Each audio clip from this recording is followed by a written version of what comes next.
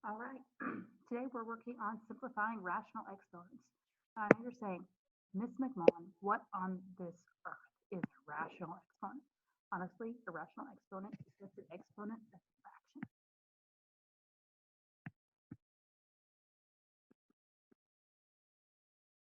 That's it. A rational exponent is an exponent that's a fraction.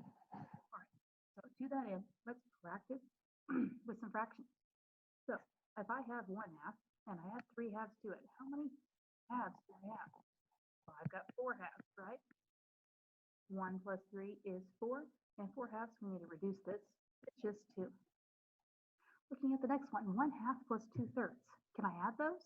No. Remember, when we're adding and subtracting fractions, we have to have a common denominator. 2 and 3 are not the same number, so we need to convert these into a form so that they have the same denominator.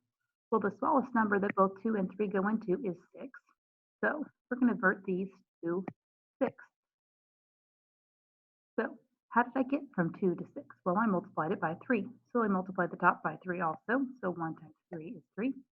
How did I get from 3 to 6? Well, I multiplied it by 2. So let's multiply the top times 2 also. So 2 times 2 is 4. So 3 6 plus 4 6 equals 7 6. Oh, the next one is multiplication. And remember, when we multiply fractions, we multiply straight across. So 1 times 2 is 2. 2 times 3 is 6. Remember to reduce. 2 6 is the same as 1/3. Oh, look, 1/2 plus 1/2 equals 2 halves. Or we can say 1. Ooh, 1/2 plus 5. 5 isn't a fraction. Well, yeah, it is. It's just over and understood 1, right? Remember, common denominators because we're adding. So I need to find the smallest number that both 2 and 1 go into. Well, that would be 2, right? So I change these both to halves. The first one's already a half. I need the second one to be a half. What did I multiply 1 by to get 2? 2. So multiply the numerator by it as well. So 10 halves. So 1/2 plus 10 halves equals 11 halves. Multiplication. Remember, we multiply straight across. 1 times 5 is 5. 2 times 1 is 2. All right. So now, remember all those exponent rules we've just learned. We're now going to employ them, but with fractions. All right, so 7 to the 1/4 power times 7 to the 1/2 power. And remember what we do when we're multiplying fractions, multiplying numbers with exponents. We add the exponents.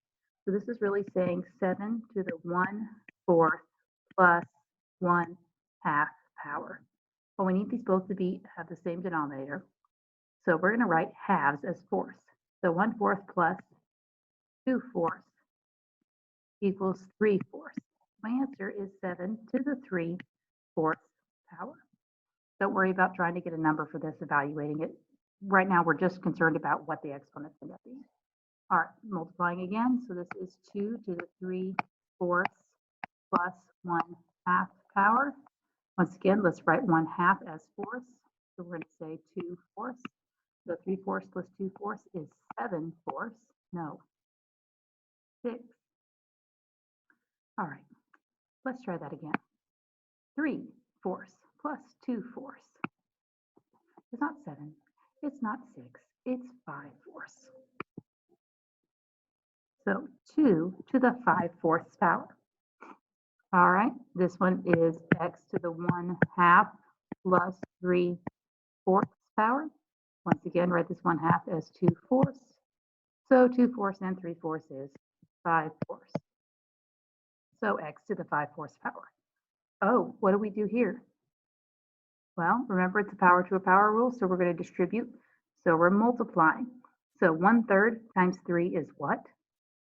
3/3, which is just 1. So 5 to the first power. 7 to the 1/4 times 3. So 1/4 times 3 is 3/4.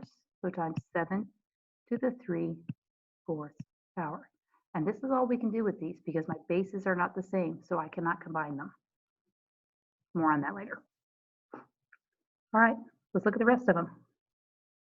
Let's just distribute, right? Distribute our 1/2, and here we're multiplying. So 1/2 times 1/2 is 1/4.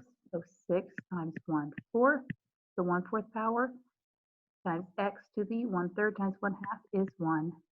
All right, we seeing how this works?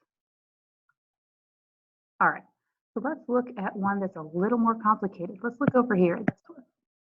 6x to the negative 1/2 over x to the 3/2. Well, okay, we've just learned the rule that says if you've got a negative exponent, we can't have that, and we got to flip it to the bottom, right? So let's move this guy down here. So that gives me 6 over x to the 1/2 x to the 3/2. Oh, hey, and they're being multiplied. And what do I do when I'm multiplying numbers with exponents? I add the exponents. What's 1/2 plus 3/2? It's 4/2, right? So this is 6 over x to the 4/2. I don't want to leave it as 4/2. I can reduce that. So it's going to be 6 over x squared. All right, so it looks slightly more complicated, but it really wasn't too bad. All right, moving on down. Let's look at this one. All right, remember our quotient rule. Anytime we're raising a fraction with exponents to a power, we just distribute that exponent to all the exponents. All right, so x to the 1/2 times 4 power. So that's going to be x to the 4/2 power, y to the 1/3 times 4 power. So y to the 4/3 power over z to the 3/4 times 4 power. So it's going to be z to the 12/4 power. And let's reduce our fractions. So 4/2 here reduces to 2. So x squared, y 4/3 doesn't reduce to the 4/3 power, over z to the 12/4 reduces to 3. So z cubed. All right, and that is it. That is really all we do with these. Same rules apply, you just got to know fractions. So remember, when we're adding fractions or subtracting, you have to have a common denominator.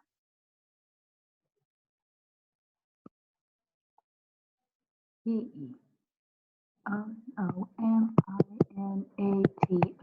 There we go. Adding or subtracting common denominator. When you're multiplying, you multiply straight across.